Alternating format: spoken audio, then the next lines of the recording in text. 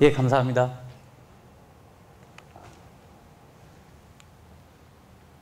예, 아마 좀 멀리 있어서 잘 안 보일 수 있을 텐데 여러분들 인쇄물이 있으니까 그쪽을 좀 보기 바랍니다. 중간에 한두 장이 없거나 약간 사진이 하나 추가된 거 있는데 크게 변화는 없습니다.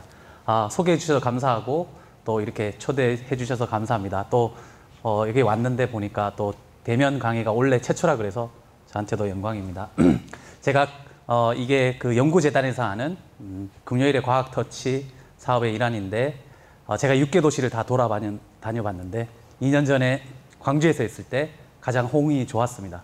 그 학생들도 열의가 있었고 그 다음에 그 교실이 꽉 찼었습니다. 서서 듣고 해서 하여튼 광주에 대한 제 인상이 매우 좋았고 선생님이 전화 오셨을 때 흔쾌히 내려올 수 있었고 오늘 여러분들 만나서 너무 반갑습니다. 제 이름은 장호은이고 저는 서울대학교 재료공학부에 있습니다. 그래서 이게 여러분들 아마 그 과학고 다니니까 이게 어떤 건지 알죠? 기호입니다. 그래서 여기 F, 예, 이게 MSE, 이꼴 NC 스퀘어죠. 그래서 ONNL, MSE, SNU 하면 제가 있는 그 연구실, 그 다음에 학교, 그 이름의 약자라고 보시면 되겠습니다. 자, 오늘 제가 말씀드릴 내용은 태양광을 가지고, 태양광이 에너지죠. 빛 에너지죠. 그래서 빛 에너지가 이제 전기 에너지로 바뀝니다. 그 전기 에너지가 물에 들어가서 물을 분해해서 수소와 산소를 만드는 건데 저희들이 수소를 가지고, 수소가 일종의 연료입니다. 그 연료로 저희들 새로운 사회를 만들겠다고 하는 것이고, 그래서 태양광을 가지고 물 분해할 때 수소가 생산이 되는데 그때 저희들이 필요한 것이 인공 나노 나무입니다. 그래서 이거는 제가 붙인 이름인데 우리가 사람이 만드니까 인공, 그 다음에 나무 모양이 좋습니다. 왜냐하면 여러분들 광합성 잘 아시죠? 광합성을 할 때 나무가 빛을 잘 받을 수 있는 구조로 되어 있습니다. 그런 구조를 만들고 싶은데 크기는, 나무는 매우 크죠, 그죠? 수미터 정도 크기가 되는데 제가 만드는 나무는 크기가 한 몇 마이크로미터? 마이크로 단위 아시죠? 그래서 실제로 또 나무에 들어가는 여러 가지 제가 재료를 하는데 나노 기술이 들어갑니다. 그래서 인공 나노 나무라고 했습니다. 자, 위에 약간 제목이 잘렸는데 제가 제목은 여러분들 슬라이드를 보시기 바랍니다. 그래서 우리 인류는 해결해야 될 과제가 많습니다. 그래서 이 자료에서는 우리가 앞으로 계속 전 세계에 있는 우리들이 해결해야 될 과제 10개를 꼽아왔습니다.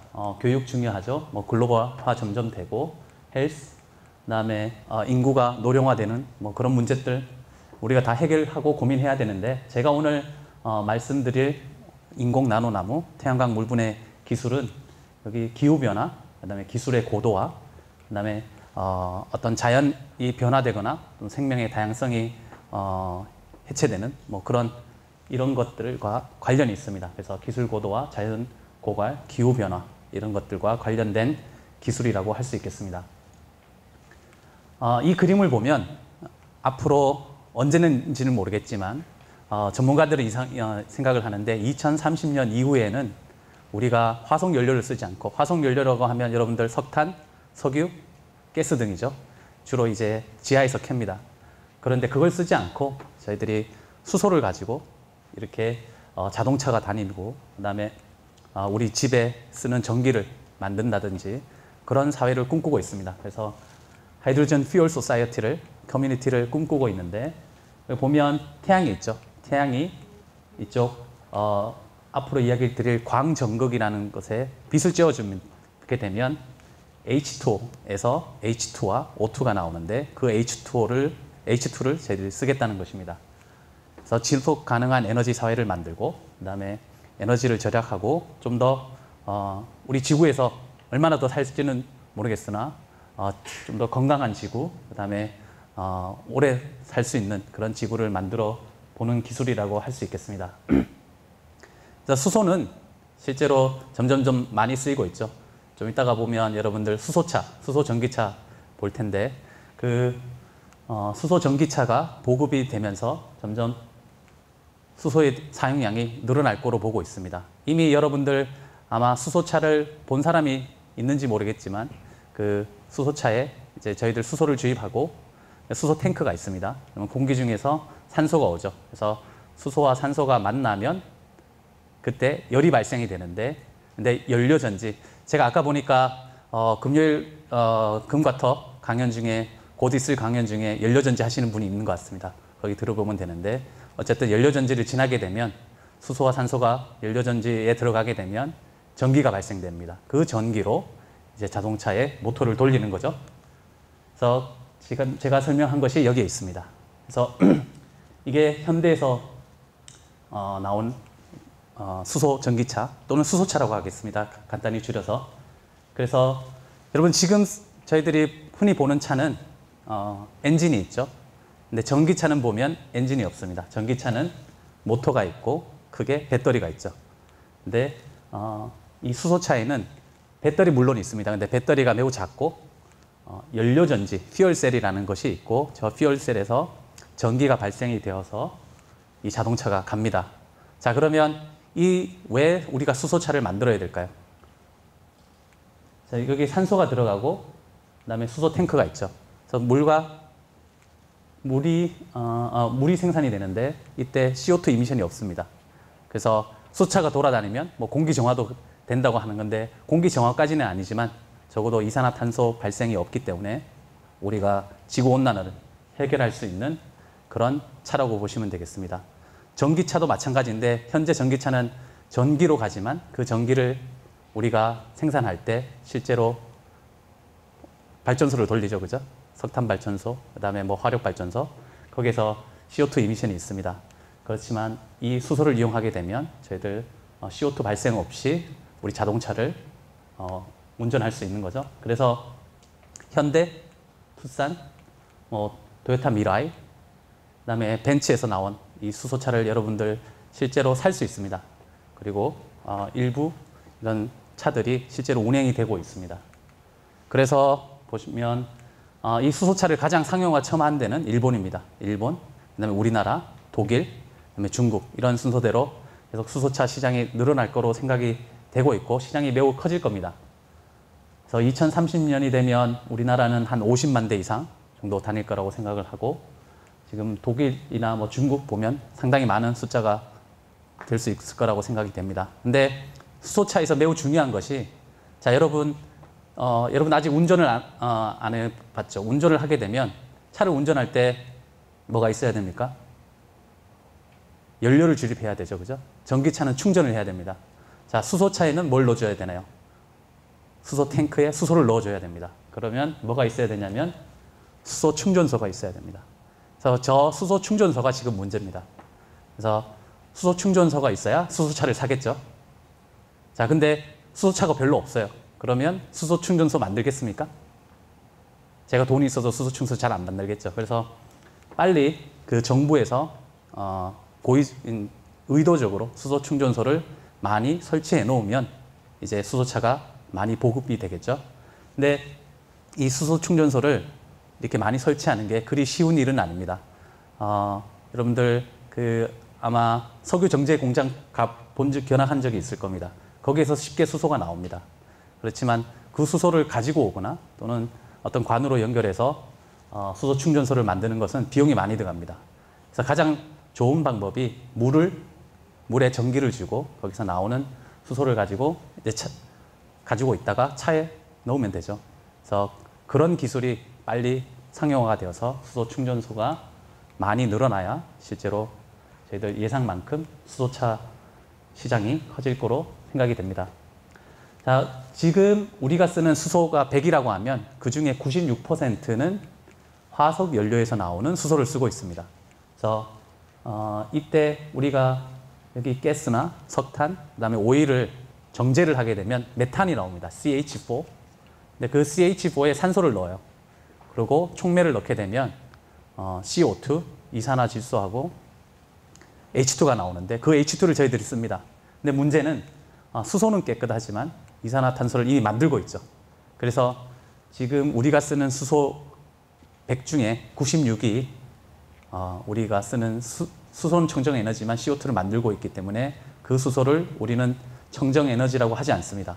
그래서 그거를 그레이 수소라고 합니다. 회색 수소. 그렇지만 물을 분해해서 거기에 산소와 동시에 수소가 나오면 CO2 발생이 없죠. 그래서 이거를 녹색 수소라고 합니다. 그린 하이드로젠. 그래서 진정한 수소가 청정 에너지가 되기 위해서는 물을 분해해야 됩니다. 거기서 나오는 것으로 저희들 수소 연료 사회를 만들어야 되죠. 자, 이렇게 가면 좋은데 왜 그러면 4%일까요? 이렇게 하는 게 더 비싸기 때문입니다.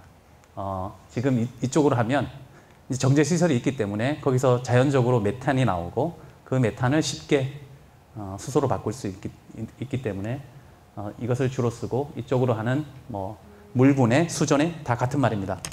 그래서 가격이 비싸서 상용화가 되지 않았고 저희들이 좀 더 효율을 높이고 그다음에 값싸게 만들면 상용화가 될 것이라고 생각을 합니다. 자, 그런데 그 물을 분해할 때 실제로 이제 H2O가 O2와 H2로 나눠질 때 에너지가 필요합니다. 그래서 물을 분해하는 반응은 흡열 반응입니다. 그래서 열이라는 게 에너지죠. 뭔가 에너지를 줘야 물이 분해돼서 수소가 발생이 되는데 그때 주는 에너지를 태양광을 쓰겠다는 겁니다. 그래서 지구상에 가장 많은 에너지원이 태양광인 건 잘 아시죠? 자, 우리 인류가 지금 전 세계 와트라는 단위 아시죠? 초당 들어가는 전력. 자, 인류가 지금 최고 18 테라와트 정도 씁니다. 근데 그 똑같은 1초 동안에 지구 표면에 오는 태양광 에너지는 그거에 거의 뭐 수천 배죠. 그러니까 저기에 1%만 잘 전기로 바꿔도 우리가 인류의 전기 사용량을 충분히 극복할 수 있기 때문에 이런 태양전지 같은 기술들이 계속 개발이 되고 있는 거죠. 어쨌든 태양 에너지는 우리 지구에서 쓸 수 있는 무한한 에너지원이라고 생각을 하면 됩니다. 그래서 말씀드렸다시피 이런 여러분들 산비탈의 책임 보면 이런 태양전지 패널들이 많이 있죠. 그죠? 그래서 여기 제목을 보면 여러분들 슬라이드를 보면 태양광 발전, 태양열 발전이라고 되어 있는데 실제로 태양열 발전은 어떻게 되냐면 여기 이것들이 거울입니다. 거울. 그래서 빛을 이쪽에 다 모읍니다. 그래서 여러분들 옛날에 시험해봤죠. 돋보기로 하면 종이 이렇게 까만 종이 태울 수 있는 거. 그래서 여기 빛을 모으고 이 아래에 실제로 물이 있습니다. 그래서 그 물을 끓이고 그게 터빈을 돌려서 결국 전기를 발생되는 태양열 발전이 있는데 우리나라에서는 상용화된 기술이 아닙니다. 우리나라에서는 전부 다 태양광 발전을 하고 있다는 거. 그래서 태양광을 바로 전기로 바꾸는 것이 태양전지이고 오늘 제가 말씀드리는 태양광 물분해도 태양광을 이용해서 전기가 실제로 발생이 됩니다. 그 전기가 바로 물이 분해되는 화학 반응에 쓰이게 됩니다. 자, 그런데 여기서 이해해야 될 가장 기본적인 개념이 반도체입니다. 자, 여러분 반도체가 뭘까요? 자, 도체, 부도체, 그죠? 영어로는 세마이, 그러니까 우리말로는 반이죠. 그래서 그 중간 정도에 있다는 게 반도체입니다.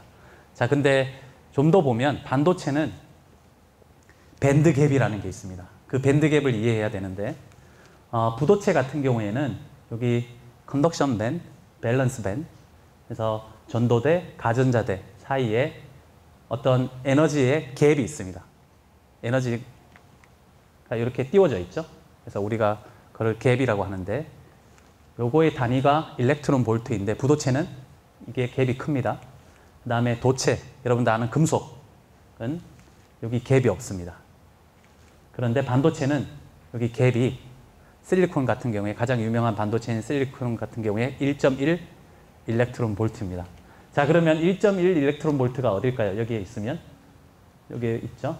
그래서 파장으로 보면 이 정도 1 마이크로미터 정도가 되죠. 그래서 1.1 일렉트론 볼트면 우리가 빛으로 이야기하면 적외선 영역입니다. 자, 그런데 우리 태양광을 보시죠. 여러분들 태양광을 보면 색깔이 뭔가요? 백색이죠, 백색. 우리 눈으로 확인되지 않습니다. 예.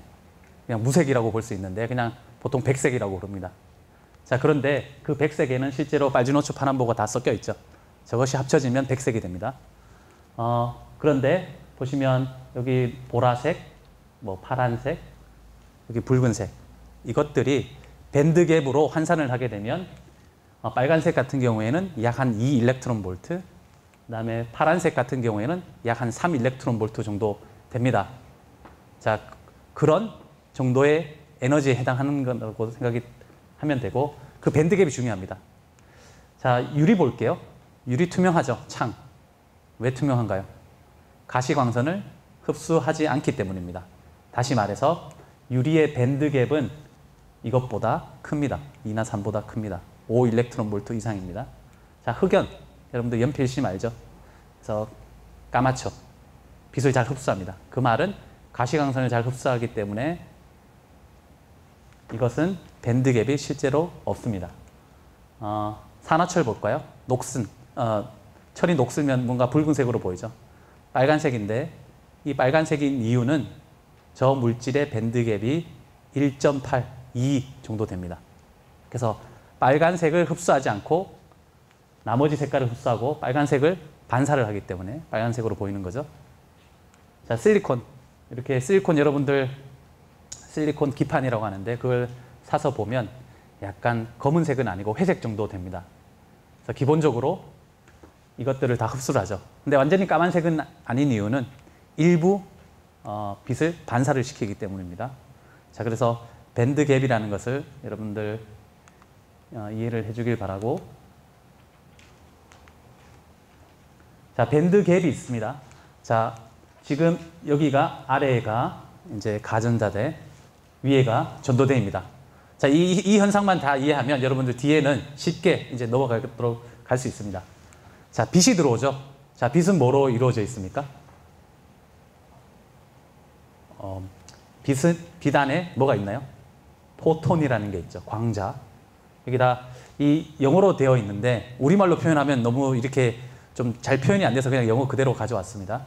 자, 빛이 오죠. 여기 포톤. 그래서 입사된 광자가 여기에 보면 이 가전자대에는 전자가 많아요. 전자가 많습니다. 근데 그 포톤이 전자를 만나면, 그러니까 빛을 흡수하는 거죠. 그렇게 되면 이 전자가, 여기에 있던 전자가 이쪽으로 역이 됩니다. 역이. 그죠? 역이 되고, 그렇게 되면 여기에 역이 된 전자가 있고, 여기에는 뭐가 있을까요? 전자가 빈자리를 뭐라고 합니까? 네, 홀, 정공이라고 합니다. 그래서 광자가 들어와서 전자 전공 페어를 만들죠. 쌍을 만들죠. 그래서 이 전자 전공을 만드는 게 매우 중요합니다. 여러분들 아는 태양전지. 태양전지는 빛을 흡수해서 거기에 전자 전공이 만들어지고 우리가 그 전자 전공을 분리를 시킵니다. 그러면 그것이 전류를 만들게 되고 거기서 바로 우리가 전류와 전압이 동시에 나오게 되는 겁니다. 그래서 그거를 쓰는 거죠, 저희들. 자, 그래서 제가 말씀드리는 광전극은 일단 빛을 쬐어주면 그 광전극 안에 전자 전공이 만들어지고 그 전자 전공이 물이 분해되는 반응에 쓰입니다. 실제로 물이 분해되는 반응은 여기 보면 물, 그다음에 산소와 수소가 발생이 되는데 이만한 에너지가 필요합니다. 자, 그런데 이 반응을 두 개로 나눠볼 수 있습니다. 실제로는 두 가지 반응이 동시에 일어나는데 이게 합쳐져서 이 반응인데 두 가지 반응, 한쪽은 보면 이 물과 전공이 만납니다. 그래서 산소가 발생합니다. 그래서 이 반응을 우리가 산소 발생 반응, 영어로 OER이라고 합니다. 자, 그리고 여기 H+하고 수소이온이죠. 물 안에 있는 수소이온과 전자가 만나면 수소가 발생합니다. 그래서 수소 발생 반응, HER이라고 합니다. 그래서 OER과 HER이 실제로 일어나는데 저 반응을 일어나기 위해서는 이만한 에너지가 필요하고 결국 이 에너지가 태양광에서 오는 빛입니다. 자, 지금은 여기는 에노드라는 광전극에 빛을 쬐어줬죠. 빛을 여기 캐소드에 쬐어줄 수 있고 양쪽에 다 쬐어줄 수도 있습니다. 자, 그런데 실제로 그 어떻게 물이 분해되는지 잘 보면 지금은 요거는 에노드입니다. 에노드. 에노드인데 자, 빛이 흡수가 되죠. 그래서 여기 전자가 역이 되고 전공이 만들어지고 전자가 만들어졌죠. 전자는 반대쪽에 가서 수소 발생 반응에 쓰이고 전공은 산소 발생 반응에 쓰입니다. 자, 그럴 때 중요한 게 이게 뭔가요? 이게 아까 앞에서 봤던 이게 밴드 갭입니다. 그래서 앞에서는 뭔가 밴드가 이렇게 플랫했죠. 그렇죠? 편편했는데 지금은 휘어져 있습니다. 그래서 밴드 밴딩이라는 것이 있는데 어쨌든 밴드 밴딩이 있어서 전자는 이쪽으로 가고 전공은 이쪽으로 가게 됩니다. 그래서 이런 실제로 일어나는 것을 저희들은 만들어줘야 되죠. 이렇게 만들어줘야 되고 그렇게 되면 수소와 그다음에 산소가 일어나는데 제가 이쪽 아까 봤던 에노드, 양극이라고 하는데 거기에 빛을 쬐어주면 포토 에노드 또는 광양 전극 또는 캐소드에 제가 빛을 쬐어주면 광음 전극, 포토 캐소드가 됩니다. 그때 중요한 게 자, 우리 반도체 있죠, 그죠? 실리콘. 실리콘은 여러분들 왜 반도체라고 하냐면 도핑을 하게 되면 도체처럼 전기가 흐릅니다. 그냥 실리콘이 있으면 도핑을 하지 않으면 저항이 매우 높습니다. 거의 부도체에 가깝습니다. 그래서 반도체라고 하는 거예요. 도핑을 할 수 있는 건데 자, 도핑을 할 때 우리가 전자를 많이 만들 수 있는 도핑을 하면 그거를 우리가 무슨 반도체라고 합니까? N형 반도체라고 합니다. N형 반도체. 그 다음에 그 전공이 더 많아요. 그렇게 되면 저희들 P형 반도체라고 합니다. 그래서 N형 반도체는 광양 전극에 쓰이고 P형 반도체는 광음적에 쓰여서 각각 광음 전극, 그러니까 여기 캐소드에 제가 빛을 쬐어주면 그쪽에서는 수소가 발생, 반대쪽에서는 산소가 발생, 또는 양전극에 제가 빛을 쬐어주면 거기에 산소가 발생, 그 다음에 반대쪽에서는 거기에 빛을 받을 수도 있고 안 받을 수도 있는데 어쨌든 수소가 발생하게 됩니다. 그래서 제가 말씀드렸듯이 빛을 이쪽 양전극, 음전극 또는 양쪽에 다 쬐어줄 수 있습니다. 자, 제가 이야기했던 게 지금 태양광 물분해 있는데 태양광 물분해 중에 또 여러분들이 잘 아는 기술 광촉매라고 들어봤죠? 아마 신문지상이나 어떤 뭐 뉴스에 광촉매라는 것을 많이 들어봤을 겁니다. 광촉매는 입자입니다. 입자. 어떤 가루로 된 입자인데 그거를 물에 뿌려줘요. 물에 넣어줍니다. 그리고 태양빛이 비춰지면 그 입자 표면에서 산소와 수소가 동시에 발생이 됩니다. 그래서 제가 말씀드리는 광전극은 이렇게 입자의 표면에서 산소와 수소가 동시에 발생되는 게 아니라 저걸 분리시켰습니다. OER, HER 전극을 분리시켜서 이제 빛을 쬐어주는 전극의 형태이고 여기는 입자의 형태입니다. 자, 이 입자로 하게 되면 편하죠. 그냥 입자를 뿌려주면 수소가 나오는데 이 광촉매는 값은 싸지만 효율이 좋지 않습니다. 근데 광전극은 효율이 좋습니다. 대신 광촉매보다는 좀 더 가격은 비쌉니다. 그래서 이게 효율, 여기에 가격이 있습니다. 그래서 우리는 값이 싸면서도 효율이 좋은 뭔가를 원하는 거죠. 근데 아까 봤던 광촉매는 값은 싼데 효율이 낮습니다.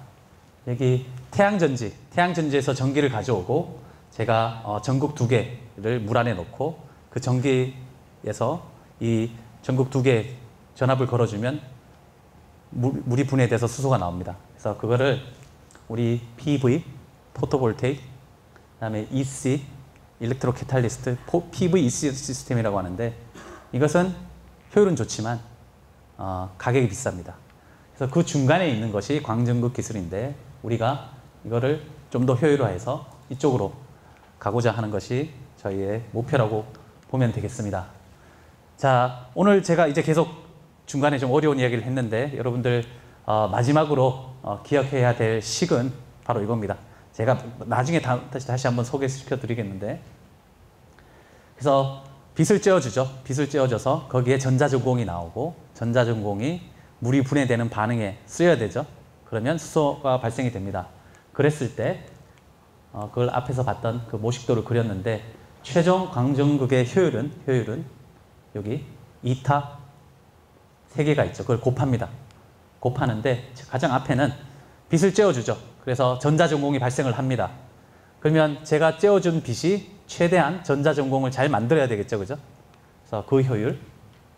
그 다음에 전자전공은, 자, 전자는 어떤 전하인가요? 마이너스 전하이죠. 그죠? 전공은 플러스 전하이죠. 자, 마이너스 전하와 플러스 전하는 어떻습니까? 서로 좋아하죠. 그죠? 제가 전자 전공을 만들었는데 이것을 분리를 시키는 게 좋습니다. 다시 만나면 어떻게 될까요? 아무것도 없는 게 돼요. 실제로 전자가 흐르고 전공이 흘러서 전류가 만들어져야 되는데 이게 전자 전공이 다시 만나는 리컨비네이션, 재결합이 일어나면 되지 않습니다. 그래서 재결합이 되지 않고 이쪽 여기에 물과 만나는 계면 쪽으로, 표면 쪽으로 이동해야 되죠. 그래서 잘 운반돼야 됩니다. 재결합하지 않고. 그게 트랜스포트 이피션시라고 하고, 마지막에 여기에 가서 화학 반응이 일어나죠. 이게 화학 반응입니다. 자, 모든 화학 반응에는 뭐가 있나요? 아마 여러분들 화학 시간에 배웠을 텐데, 자, 이 정도의 에너지가 있습니다. 어쨌든 여기로 가요. 이제 가역 반응인데, 가역 반응이라도 우리가 실제로 이런 상온에서 잘 일어나지 않죠. 뭐가 있기 때문입니까? 예, 활성화 에너지. 그래서 활성화 에너지가 있습니다. 자, 여러분들 뭐 수소가 폭발해서 사고가 났다고 하는데 그때는 거기에 보면 항상 불이 있었습니다. 뭔가 뭐 전기 스파크가 있든지. 그냥 수소가 여기 있으면 터지지 않습니다. 실제로. 자, 수소와 산소가 만나면 진짜 폭발이 일어날 수 있는데 실제로 상온에서는 수소하고 산소가 같이 있어도 물이 만들어지지 않습니다. 자, 온도나 뭐 여러 가지 있어야 되는데 그것이 바로 이런 활성화 에너지를 넘게 해주는 역할을 하는 거죠. 그런데 여기 수소가 만들어지고 산소가 만들어지는 이 화학 반응에 당연히 활성화 에너지가 있습니다. 근데 그 활성화 에너지를 낮추려고 우리 뭘 쓸까요? 모든 반응을 해서 활성화 에너지를 낮추는 게 바로 촉매입니다. 예, 촉매. 그래서 촉매를 써야 되는데 촉매 중에 가장 유명한 촉매가 뭡니까? 이따가 나오는데 촉매의 최고는 백금입니다. 백금. PT. 금속인데 그 촉매를 쓰게 되면 무조건 좋습니다. 그러나 워낙 값이 비싸기 때문에 우리가 백금을 대체하는 촉매를 많이 개발하려고 하죠. 어쨌든 이 지금 HER, OER이 일어나려고 어떤 촉매 같은 거를 붙여줘야 됩니다. 그래야 이 지금 화학 반응이 일어나는 이 이피션시가 좋아집니다. 자, 제가 숫자로 얘기해 볼게요. 자, 빛이 만들어지는 효율은, 자, 제가 가시광선 다 쬐어주면 이 빛이 만들어질 수 있는 이거는 한 50% 됩니다. 맥시멈. 그 다음에 이 트랜스포트 한 80%. 그 다음에 여기 이 화학 반응이 일어날 때 지금 활성화 에너지는 실제로 에너지를 잃는 거라고 생각하면 됩니다. 그 다음에 80%. 자, 다 곱하면 어떻게 됩니까? 최종 얼마죠? 대충 한 30% 정도 되죠. 그죠? 그래서 제가 아무리 좋은 전극을 만들어도 그거의 최고의 효율은 30%를 넘길 수가 없습니다. 좀 더 하여튼 그런 것을 공부하면 되는데 지금 광전극, 여러분 실리콘 솔라셀 이피션시가 얼마인지 아나요? 효율? 20%입니다. 예. 여러분들 여기 지금 LED 있죠? LED 이피션시가 전기가 100 들어가면 빛으로 나오는 에너지 양이 한 25%. 여러분들 엔진 있죠? 자동차 엔진. 자동차 엔진의 효율은 얼마일까요? 우리 학생 얼마일까요? 뭐 엔진도 종류마다 다른데 한 대충 그냥 30%가 안 됩니다. 10% 이하입니다. 그만큼 효율을, 좋은 효율을 내기가 어려운데, 그렇지만 효율을 높여야 결국 우리가 많은 수소를 생산하는 거죠. 그래서 이 세 가지를 다 우리가 동시에 높이려고 노력을 해야 됩니다. 그래서 이거 다시 한번 강조를 하고, 그래서 빛이 들어가서 수소가 나오는 efficiency, 영어로 STH 효율이라고 하는데, 저 효율이 지금 제가 말하는 광전극에서는 아직 20%가 되지 않습니다. 전 세계 베스트가 한 15% 정도 됩니다. 자, 그런데 결국 우리가 저 빛을 쬐어줘서 거기서 전기가 나오고 그 전기가 수소 발생되는 데 쓰이는데 그 빛을 받는 그 물질은 반도체가 되어야 된다고 했죠. 그래서 N형 반도체가 있고 P형 반도체가 있는데 여러 물질이 있습니다. 근데 보통 N형 반도체는 우리가 여기 산소가 들어가는 산화물을 많이 쓰고, 그다음 P형 반도체에는 산화물이나 뭐 여기 뭐 다른 것이 있지만 이 P형 물질은 여전히 실리콘이 좋습니다. 그래서 실리콘을 많이 쓰는 거를 쓰고 그 예를 이따가 보여드리고자 합니다. 어쨌든 이 앞에서 봤던 그 효율을 높이기 위해서는 우리가 여러 가지 고민을 해야 되는데 뭔가 밴드갭을 조절을 해야 됩니다.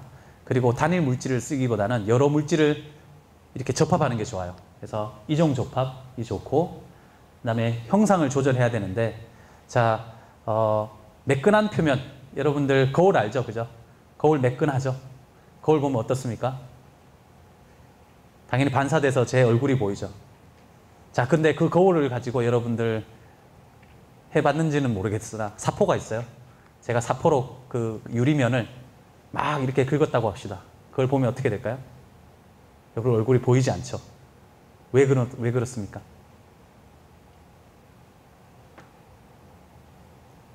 바로 반사가 안 일어나죠. 그죠? 자, 매끈한 표면에서는 이렇게 빛이 와서 이렇게 반사가 됩니다. 그런데 매끄럽지 않은 제가 어떤 돌기 모양의 나노 구조를 만들어주면 빛이 들어가죠. 그죠? 반사가 안 일어납니다. 그래서 저런 나노 구조를 만들게 되면 빛이 반사가 되지 않죠. 자, 그 원리를 여러분들 잘 이해할 수 있는 예가 나뭇잎 있죠.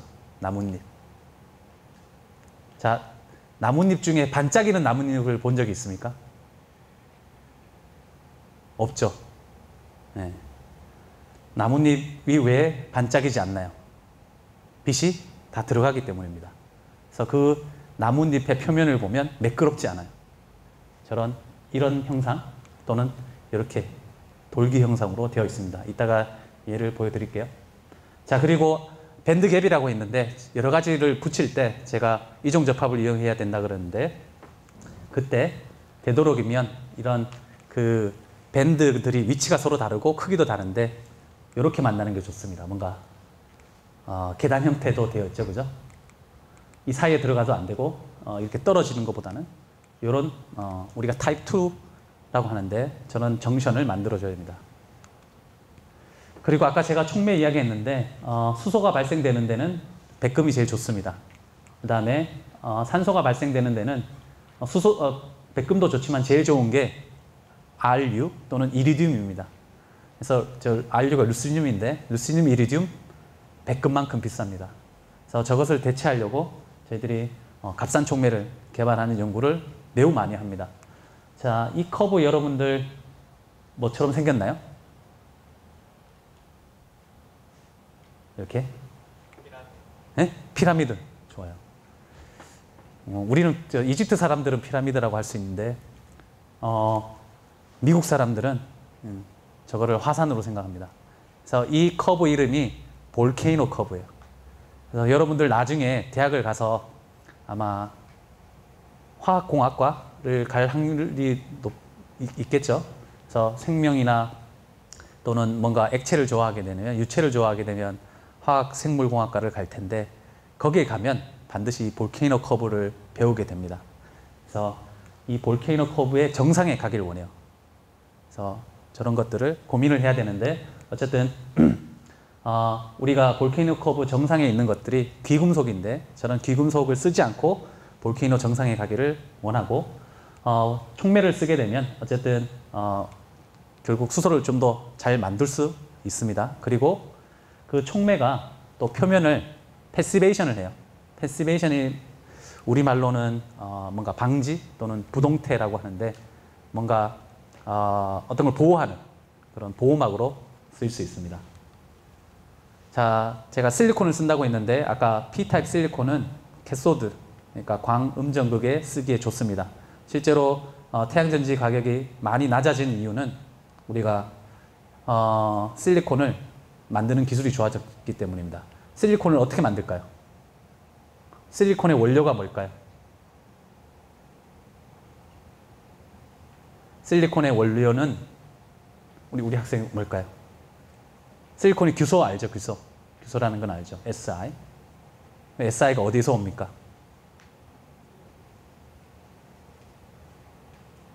고민 안 해봤습니까? 자, 우리 여러분들이 아는 뭐 삼성, SK 하이닉스 이제 반도체 메모리 시장이 전 세계에서 70%, 80% 차지하고 있죠. 그래서 우리가 메모리는 전 세계 1등입니다. 우리나라가. 그게 다 실리콘으로 만들어지죠. 실제로는. 그 실리콘이 어디서 옵니까? 모래에서 옵니다. 모래. 예, SiO2. 모래의 주성분이 SiO2입니다. 거기서 이제 SiO2만 골라내서 그것을 녹이고 거기에서 이제 실리콘을 산소를 없애고 그 다음에 고체로 이렇게 뽑아내게 되면 실리콘 웨이퍼를 결국 만들게 되는데 어쨌든 중국이 이것을 많이 생산하게 되고 우리가 그 실리콘을 가지고 이제 광전구에도 쓸 수 있게 되었습니다. 한 20년 전에는 생각도 못했던 기술이죠. 워낙 실리콘이 비쌌기 때문에. 하지만 이제 실리콘이 값이 싸졌고 우리가 그것을 태양전지에도 쓰고 이제 물 안에 넣는 광전구로도 쓸 수 있습니다. 근데 실리콘에 좀 문제가 있어요. 어떤 문제냐면 실리콘이 기본적으로는 과시광선을 다 흡수해야 되는데 자 실리콘 웨이퍼 여기 보이죠, 그죠? 자, 저 실리콘 웨이퍼를 여러분들 이렇게 보면 어떨까요? 여러분들 얼굴이 보입니다. 그 말인즉슨 반사가 일어난다는 거죠. 그래서 빛의 한 30%를 반사를 시킵니다. 그래서 우리는 제가 앞에 말씀드렸는데 빛을 최대한 흡수를 해서 거기에 전자와 전공이 만들어져야 되는데 반사를 하면 안 되겠죠. 그래서 반사를 안 하게 만들어져야 되고 두 번째 플래티늄, 백금이 제일 좋다고 했는데 저 백금을 쓰고 싶지 않습니다. 워낙 비싸기 때문에. 그리고 더 큰 문제가 있는데 자 제가 실리콘 웨이퍼 이거 한 장에 여러분들 한 몇천 원밖에 하지 않습니다. 실제로 살 수 있습니다. 여러분들 아마존에서 살 수 있습니다. 저거를 물에 넣어도 실리콘 물 안에 녹지 않습니다. 근데 거기에다가 만약에 제가 싱크대가 있죠. 싱크대처럼 전기가 통하는 수조에다가 제가 실리콘을 넣고 거기에다가 햇볕처럼 강한 빛을 쬐어주면 다음날 실리콘을 보면 어떻게 될까요? 있는 것처럼 우리가 아는 반도체들 갈륨 아세나이드도 한 종류의 반도체인데 실리콘이 어떻게 될까요? 녹아납니다. 실제로 녹습니다. 그걸 광부식이라고 하는데 빛이 있으면 실제로 이 빛이 들어가면 전자와 전공이 생성된다고 했죠. 그런데 그것이 HER이나 OER에 쓰이면 좋겠는데 걔들이 어디로 가냐 그러면 여기 영어로 표현이 되어 있는데 reduce itself 자기가 한원이 돼요. 그 다음에 자기가 산화가 됩니다. 산화 한원 반응에 쓰입니다. 다시 말해서 자기가 변해요. 그래서 우리 빛을 쬐어주면 이것들이 변하면서 물에서 녹아나는 겁니다. 광부식이라고 하고 이런 반응들이 일어나게 됩니다. 그래서 이걸 막아줘야죠. 저희는 계속 실리콘이 전기를 생산하게 되고 그것이 수소의 생산에 쓰여야 되는데 녹아나면 안 되겠죠. 그래서 이 광부식 반응을 저희들이 억제를 해줘야 됩니다. 어떻게 하냐? 표면에 뭐를 씌워줘야 됩니다. 그러면 실제로 이것들이 여기 일어나는 표면에서 일어납니다. 모든 반응은 표면에서 일어나기 때문에 그 표면에서 일어나는 것을 억제를 시켜줘야 되겠죠. 자, 나무로 다시 돌아가 보겠습니다. 여러분들 광합성 잘 알 텐데 광합성은 어디에서 일어납니까? 엽록소 내에서 일어나죠. 자, 이따가 제가 질문할 수 있는데 저 엽록소는 왜 녹색이죠? 왜 그럴까요? 대부분의 엽록소는 녹색입니다.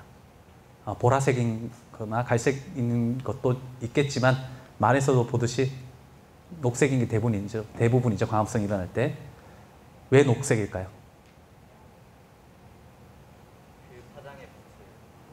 녹색 파장의 빛을 어떻게 하니까? 흡수하지 않기 때문이죠. 그죠? 나머지 빛은 흡수합니다. 그럼 왜 녹색을 흡수하지 않을까요? 엽록소라는 저 친구는. 우리 태양광에서 보면 가시광선에서 보면 녹색 빛이 가장 많습니다. 세기가 가장 강한데 왜 녹색을 흡수하지 않죠? 예? 효율이 나빠서? 이거에 대한 정답은 없습니다. 그런데 옛날에 공룡이 살던 시기에는 지금보다 태양광이 더 강했을 것 같고 온도도 높았는데 잎이 그 녹색을 흡수하게 되면 뭔가 데미지를 입을 수 있든지 뭐 그런 영향 때문에 아마 녹색을 흡수하지 않는 게 더 좋았기 때문에 녹색을 흡수하지 않는 쪽으로 진화가 되었다고 하는 것이 대부분의 사람들이 그냥 받아들이고 있습니다. 어쨌든 특이하게 녹색을 받지는 않습니다. 흡수하지 않습니다. 자, 그걸 이야기하려는 게 아니고 메인은 저 잎인데, 자, 이거 돌멩이죠, 그죠? 자갈이죠. 저렇게 생긴 잎이 없죠. 잎은 항상 얇죠. 뭔가 면적이 넓죠. 왜 면적이 넓습니까? 빛을 잘 흡수하려고. 자, 잎의 두께가 얼마일까요? 여러분들 집에서 알루미늄 포일 쓰죠, 그죠? 알루미늄 포일의 두께는 얼마일까요? 우리 학생 머리카락 두께가 얼마일까요? 학생의 머리카락 두께는 얼마일까요? 대충 100마이크로미터. 예? 100마이크로미터. 근사값입니다. 보통 사람마다 다르겠지만 머리카락의 직경은 50마이크로 정도 됩니다. 그게 뭐하고 같냐? 여러분들 집에서 쓰는 포일의 두께하고 같아요. 포일도 얇은 거 있고 두꺼운 거 있는데 대부분 여러분들 쓰는 알루미늄 포일의 두께가 50마이크로 정도 됩니다. 자, 잎의 두께는 얼마일까요? 그거보다 좀 더 두껍습니다. 수백 마이크로미터. 물론 아주 그 고무나무를 보면 뭐 1mm 정도 되는 두꺼운 것도 있습니다. 그렇지만 보통 한 200 마이크로미터 정도 된다고 합니다. 자, 그러면 200 마이크로, 왜 잎의 두께가 200 마이크로일까요? 자, 잎이 저렇게 무거운 게 좋나요? 그럼 잎을 많이 못 달죠, 그죠? 광합성을 해야 되는데. 자, 최대한 얇은 게 좋죠. 근데 너무 얇으면 어떻게 됩니까? 찢어지는 문제도 있겠죠. 찢어지게 얇게까지 가진 않겠죠. 자, 만약에 잎의 두께가 뭐 한 10마이크로 된다고 합시다. 그럼 안 찢어질 수 있습니다. 근데 왜 10마이크로가 아닐까요? 10마이크로가 되면 어떨까요? 빛을 다 흡수하지 못합니다. 그래서 아까 반짝이는 잎이 없듯이 여러분들 여름에 어떤 잎을 땄는데 그거를 통과해서 뭔가 볼 수 있으면 저한테 연락 주세요. 그래서 반짝이는 잎이 없고 투명한 잎이 없습니다. 빛을 잘 흡수하기 위해서입니다.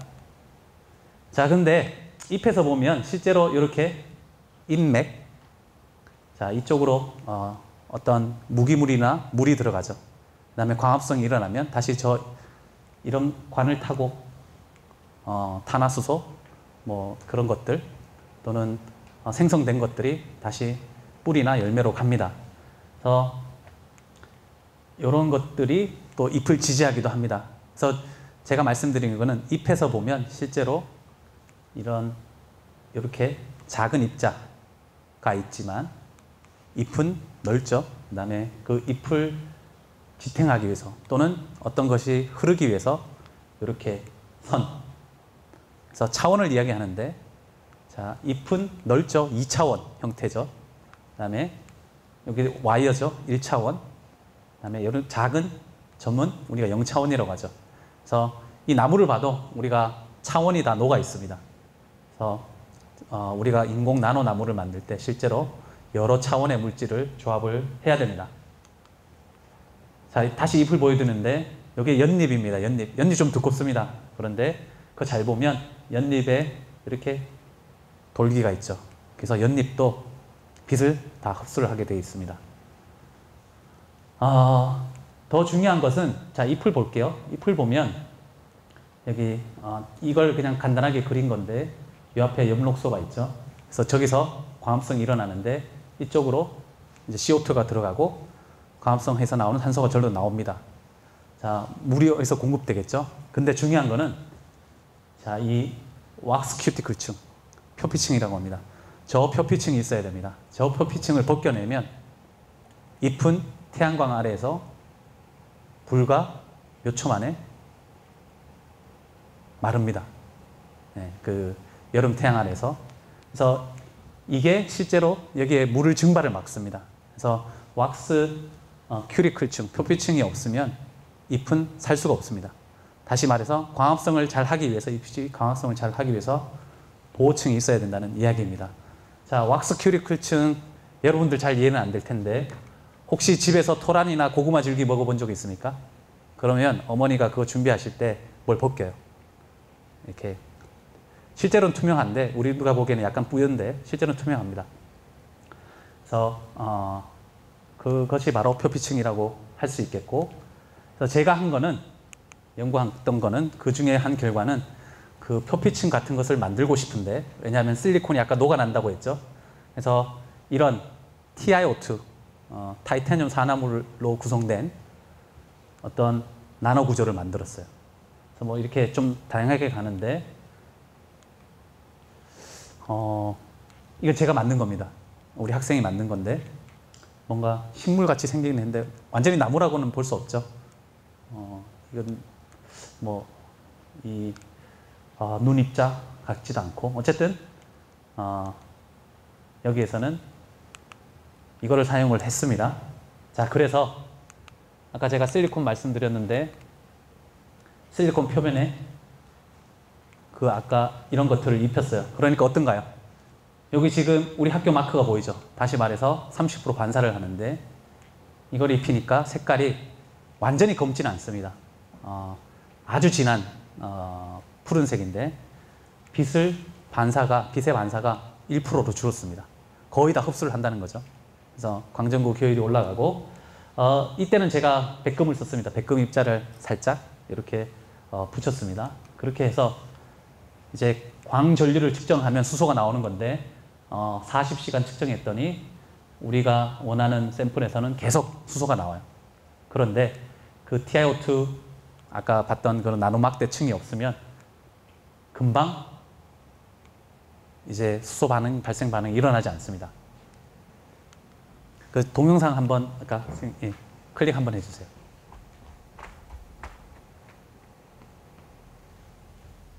자, 이걸 볼게요. 자, 제가 빛을 쬐어줘요. 그러면 지금 수소 방울이 나오는 거 보이죠? 그죠? 그래서 실리콘의 위에 제가 TiO2 나노라드층을 만들어주면 저게 계속 갑니다. 뭐 저희들이 측정하는 시간만큼은 계속 수소가 나옵니다. 빛을 쬐어주면, 저기서 빛을 안 쬐어주면 전혀 수소가 나오지 않습니다. 그래서 이제 태양광 물분해라고 할 수 있는 거죠. 자, 그런데 여기서는 제가 TiO2 시드층이라 했는데 매우 얇습니다. 실제로 그때는 제 역할을 못해요. 그러니까 어떤가요? 수소가 지금 여기 나오고 여기 조금 나오죠. 나머지 여러분들 보기에 좀 어둡게 보이는 부분은 이미 부식이 되고 있는 거예요. 제대로 수소가 나오지 않습니다. 자, 이거 여기 보세요. 이 같은 경우에는 지금 백금 입자를 입혔음에도 불구하고 어떤 보호층이 없기 때문에 조금만 지나면 저 샘플에서는 전혀 수소가 발생되지 않습니다. 그래서 그걸 사진으로 찍어서 여러분한테 보여준 것이고, 마지막으로 보여드릴 것은 아까 백금이 비싸다고 했죠. 그래서 백금 대신 전이금속 칼코지나이드 종류 중에 하나인 MOS2라는 물질을 쓴 겁니다. 몰리브데늄 2 황화물이라는 것을 썼습니다. 그래서 영어로는 TMD 물질 중에 하나라고 하는데, 자, MOS2가 보면 아까 봤던 볼케이노 커브 중에 여기 PT, 팔라듐, 레늄, 루비듐, 이리듐, 여러분도 아마 잘 모르는 금속 기호일 수 있지만 저것들이 귀금속입니다. 귀하죠. 매우 비쌉니다. 볼까요? PT 1g 가격이 78,000원입니다. 바뀝니다. 8만 원 정도. 자, 우리 반지 한 돈이라고 하죠. 한 돈. 한 돈이 몇 g입니까? 몇 g이에요? 우리 저기 여러분들 결혼을 하게 되면 이제 금반지 한 2돈 뭐 이렇게 많이 합니다. 한 돈은 3.75g이에요. 자, 그러면 PT 한 돈은 얼마입니까? 가격이 30만 원이죠, 거의. 그죠? 엄청 비싸죠. 자, 그런데 여기 여러분들 자동차 윤활유에 쓰이는 그 검게 윤활유 봤죠? 예, 엔진에 넣는 윤활유.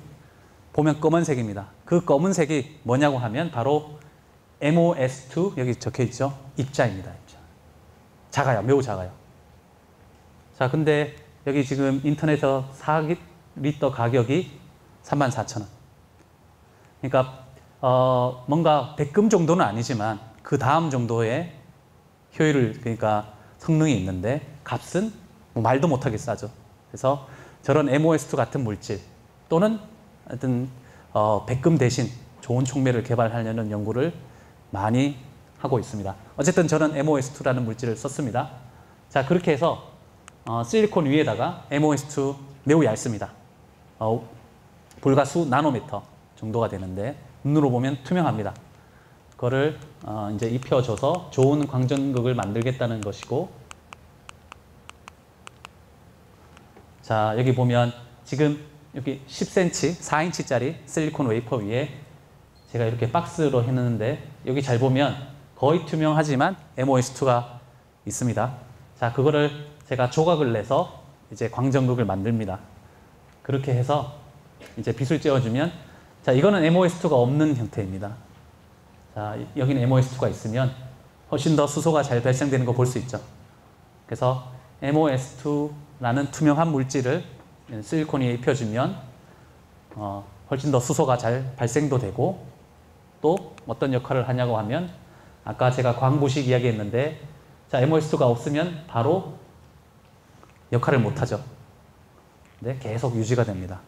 그래서 실리콘에서 수소가 잘 발생될 수 있는 촉매 역할도 하고, 그 다음에 실리콘을 보호하는 보호막 역할도 한다는 것입니다. 그래서 이것이 이제 그 그림인데, P형 실리콘 위에 여기 MOS2는 N타입입니다. 그래서 이걸 입혀주면, 자, 빛을 쬐어주면 실제로 얘는 투명해서 빛이 실리콘에 흡수가 되고 전자와 전공이 만들어지고, 전자는 MOS2 표면에 가서 HER 반응이 일어나고, 여기 전공은 반대쪽에서 OER 반응이 이렇게 일어납니다. 그래서 이걸 표현을 한 그림이고, 이건 우리가 학생이 어떻게 그렸어요. 잘 그렸죠. 그래서 여러분들 지금은 이제 공부한다고 많이 바쁠 텐데 나중에 여러분들 다 대학에 진학하겠죠. 그림 공부를 하세요. 여러분들 과학자로 하려고 그러면 그림을 잘 표현해야 됩니다. 정말입니다. 그 같은 데이터라도 그림을 잘 그리는 게 훨씬 더 좋습니다. 또 거기에다가 그림 잘 그리고, 자, 여러분들 다 똑똑하죠. 그래서 아마 연구는 잘 할 겁니다. 연구를 하는데 같은 결과라도 그림을 잘 그려주고 발표를 잘하면 엄청 좋습니다. 그래서 이 그림을 그리는데 그림 그리는 도구 다 있습니다. 뭐가 없을까요? 저도 그림을 배워본 적이 없는데 뭔가 이 배치하고 색깔감, 그런 것을 좀 익히면 좋습니다. 그래서 여러분들 그림 잘 그리는 게 매우 중요합니다. 우리가 이제 논문을 내고 이렇게 하게 되면 에디터라는 사람들이 있어요. 그래서 논문을 받아들일지 안 받아들일지 먼저 빨리 결정을 하는데, 그 에디터들이 논문을 다 읽지 않습니다. 그림부터 봅니다. 그래서 뭐 그림이 마음에 안 들면 리젝, 거절을 하죠. 아, 그림 괜찮네? 그러면 이제 심사를 보냅니다. 그래서 그게 그림을 잘 그리는 게 매우 중요하다는 말을 하고, 거의 마지막입니다. 자, 제가 이제 반짝이는 기판 대신에 뭔가 이 울퉁불퉁한, 그래서 나노로 돌기가 있는 그런 형태면 빛을 잘 흡수한다고 했죠. 그래서 뭔가 3차원의 전극이 있으면 좋겠습니다. 뭔가 편편한 기판 말고, 그 다음에 거기에 빨주노초 반환보를 잘 흡수할 수 있는 반도체인데, 제 생각에는 막대 모양이 좋을 것 같습니다. 그리고 거기에 촉매나 플라즈모닉 입자, 이건 제가 설명을 안 했었는데 어쨌든 저런 입자를 붙여줘야 되는데, 저거는 작은 나노 입자입니다. 그래서 0차원입니다. 그래서 이런 3차원, 1차원, 0차원의 물질을 잘 조합을 해서 나무 모양으로 만들고 싶죠. 이 나무는 높이가 얼마 되지 않습니다. 제 생각에는 아무리 높아봐야 5마이크로미터 정도가 되고, 그것을 이 대면적으로 만들어야 됩니다. 뭔가에 붙여야죠. 그래서 물 안에 넣고 이제 빛을 쬐어주게 되면 수소가 나오고, 그래서 이런 인공 나노 나무를 잘 만들어 보고 싶고, 최근에 이제 저희 학생 중에 한 명이 제일 잘 만든 겁니다. 네, 이거는 저 전자현미경 사진인데 보세요. 키가 얼마입니까? 키가 한 5마이크로미터 정도 돼요. 그래서 여기 가지를 더 많이 치고 또 장가지, 그러니까 프랙탈 구조를 만들고 싶은데 아직 그까지는 되지 않습니다. 그렇지만 이렇게 만들어서 저희들 효율을 측정하면 이쪽 물질에서는 가장 좋은 효율을 현재 얻고 있지만 앞으로 저희들 자연에 보여주는 그런 나무 모양으로 만들면 더 효율이 좋아지고 태양광 물분해가 상용화되지 않을까 생각이 듭니다. 앞에서 이제 많은 결과들을 보여줬는데 우리 학생들이고 이 사람들이 이제 다 졸업을 했습니다. 졸업해서 외국에 지금 박사후 연수원으로 있는 사람도 있고 이 사람은 이제 외국인인데 교수로 되는 분들도 있고 많이 도와주는 분들. 이 사람은 제 친구입니다. 제가 1학년 때 만난, 대학교 1학년 때 만난 친구예요. 그래서 25년 친구죠. 제 나이를 계산할 수 있겠죠. 그래서 계속 같이 연구하고 있습니다. 자, 마지막인데 여러분들 태양광 물분해를 하는데 광전국의 효율은 빛을 잘 받아서 전자전공을 만들고 그게 재결합하지 않고 반응에 잘 참여를 해야 됩니다. 그런 세 가지 텀을 다 곱하는 것이 최종 효율이 되는데 현재는 베스트가 한 15% 정도 되지만 저희들이 그걸 더 좋게 해야 상용화에 가까워질 거라고 생각하고 이걸 잘하기 위해서는 나노구조, 이정접합, 그 다음에 촉매를 잘 결합하는 그런 것 기술이 필요하게 됩니다. 혹시 여러분들 더 질문이 있으면 인터넷에 그냥 제 이름만 쳐도 나오는데 어쨌든 제 이메일 주소 알 수 있고 이메일 주면 제가 친절히 답변하도록 하겠습니다. 예, 마치겠습니다.